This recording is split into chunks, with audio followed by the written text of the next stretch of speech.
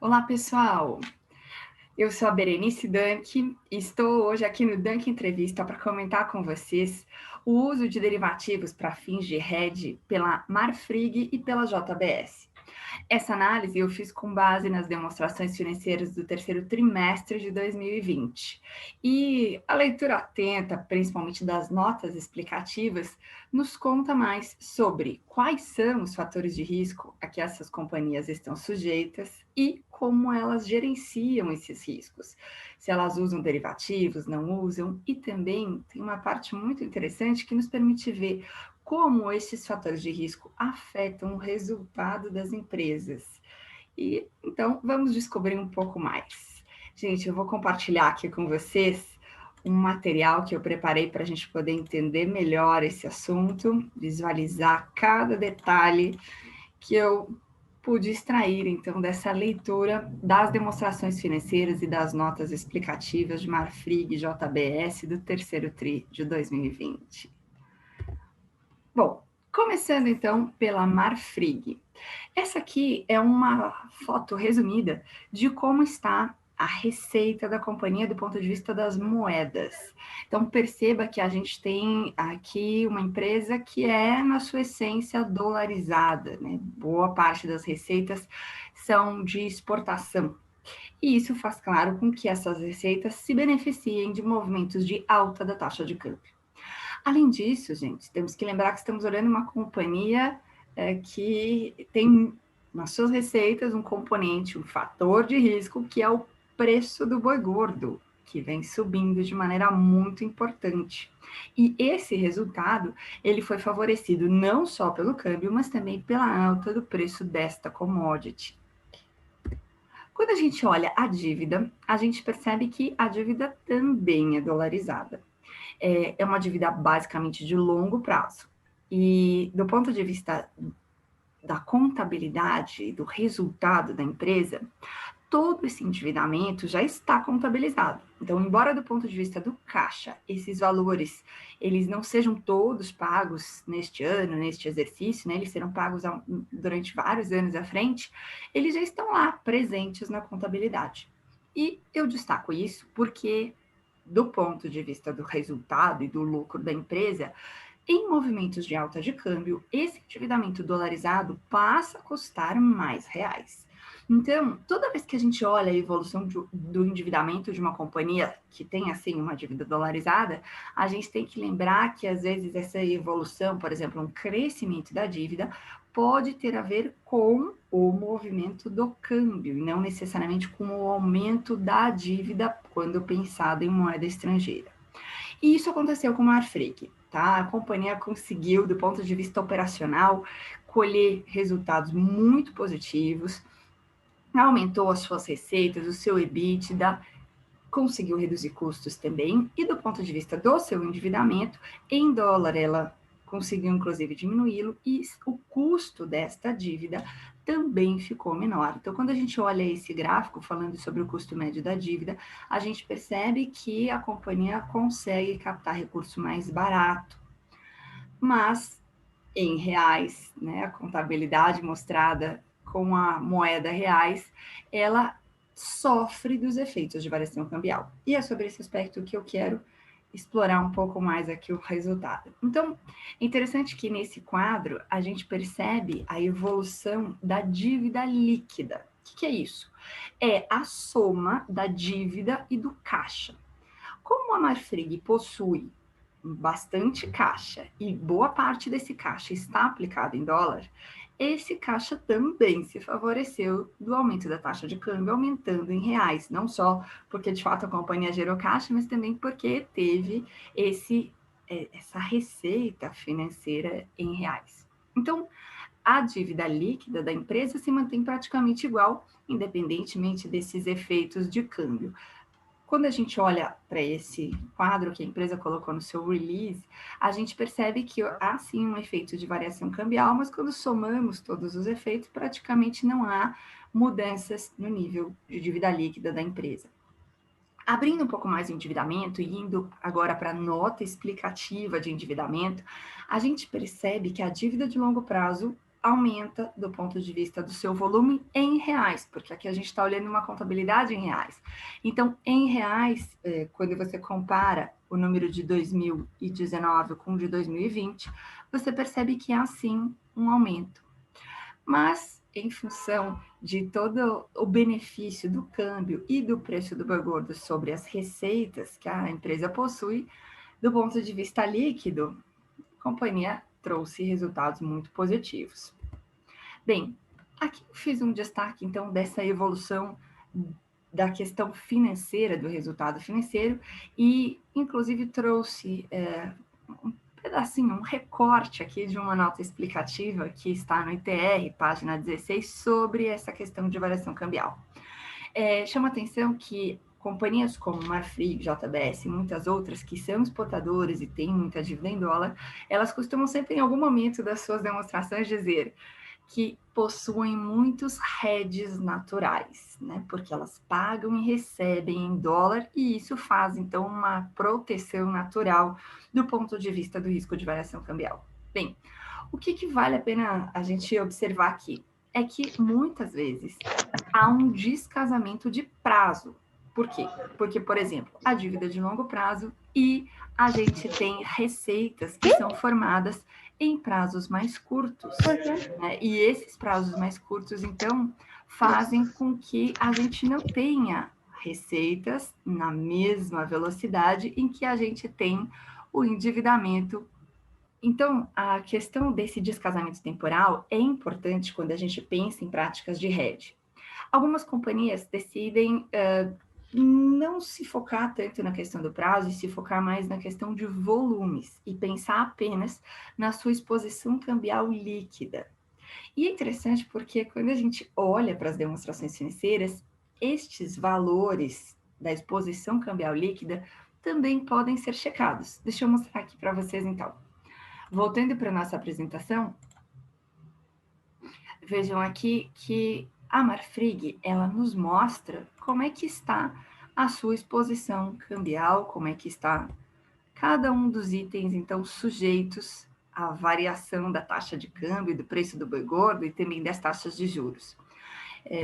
Focando na exposição cambial, vejam que aqui nós temos um quadro em que ela elenca todos os ativos, não só financeiros, mas também operacionais, que estão sujeitos ao risco de variação cambial, e os passivos. E quando a gente olha esse quadro, a gente percebe que tem mais passivo do que ativo. E, descendo no detalhe, você percebe que esta linha de empréstimos, financiamentos e debêntures é a mais pesada. Justamente por quê? Porque tem um monte de dívida de longo prazo que já está toda contabilizada aí, embora ela só vá ser paga daqui a vários anos. Então, gente, esse movimento da taxa de câmbio para essas companhias que têm as dívidas de longo prazo dolarizadas e seu volume é representativo e é maior do que as receitas que elas já possuem aí na sua contabilidade, o aumento da taxa de câmbio pode sim trazer um impacto negativo. E para algumas empresas, inclusive, pode chegar ao ponto de atrapalhar o resultado e produzir um prejuízo ao invés de lucro.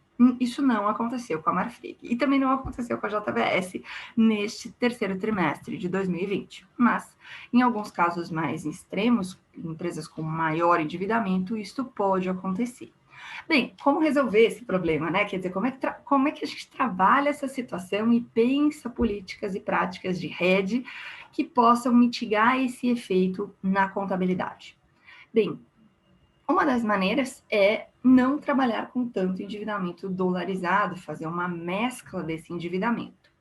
Esse é um caminho adotado por algumas empresas. Não é o caso aqui da Marfrig, como a gente acabou de olhar. Bem, o que a gente percebe, então, agora pensando no derivativo, no hedge adotado pela empresa, é que basicamente aqui nós temos operações de NDF. E esse quadro que a empresa coloca, na verdade, ela vai abrindo, né, todos os derivativos que são feitos de acordo com os fatores de risco. Então, esses, por exemplo, são para fins de proteção da variação cambial, da moeda. Vejam que a empresa tem moedas diferentes, né, não só o real dólar, mas ela também faz a proteção de outras moedas que estão nos seus valores a pagar e a receber, principalmente aí no caso a receber, e ela transforma tudo em dólar. Então, a ideia desse NDF aqui, ó, é transformar tudo em dólar, né? Ela está ativa, ou seja, ela está recebendo dólar, bem dentro daquela ideia de que há um hedge natural, então está sendo pensado em dólar. A empresa também faz NDF, aliás, futuros, desculpe, de boi gordo. Esse futuro é feito direto em bolsa, enquanto que o NDF é feito normalmente com instituições financeiras com as quais a companhia tem relacionamento. Vejam que esse NDF de boi gordo, ele está sendo pensado com a ideia de proteger recebimentos ou pagamentos, né? E, às vezes a empresa faz pensando ou focando o custo da sua matéria-prima, outras vezes da sua receita dolarizada ou em reais, tá? Em algumas situações.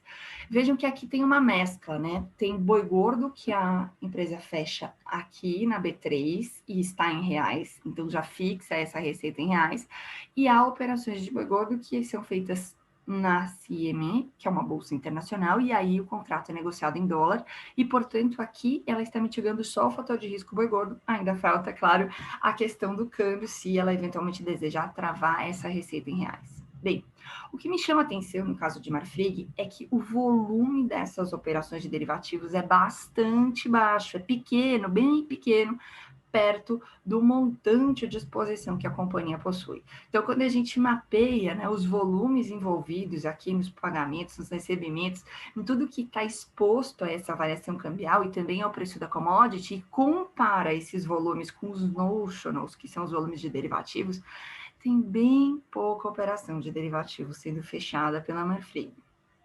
Bem, qual é a consequência disso? Uma das maneiras da gente olhar essa consequência é buscar nas notas explicativas a análise de sensibilidade feita pela companhia. E é interessante porque no caso de Marfrig, gente, essa análise de sensibilidade apresentada no terceiro trimestre de 2020 se limitou ao efeito da variação cambial e de cenários adversos de câmbio sobre os NDFs apenas.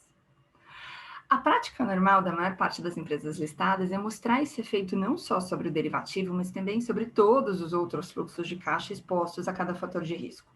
Assim como fez a JBS, e eu mostrarei para vocês a seguir. E assim como outras empresas que eu já analisei aqui no nosso canal, e também, né, mostrei essas análises de sensibilidade, porque através delas a gente consegue ver se a companhia apanha ou não da variação cambial em movimentos de alta e baixa. E a gente entende melhor como é que cada fator de risco e sua variação afeta o resultado. Bem, aqui não deu para a gente tomar essa conclusão. O que dá para a gente concluir olhando para esses números de Marfrig? É que é uma companhia que vem fazendo muito bonito no operacional, tem conseguido se beneficiar da alta da taxa de câmbio e também do preço do boi, mas tem bastante exposição aos riscos que pertencem ao seu negócio.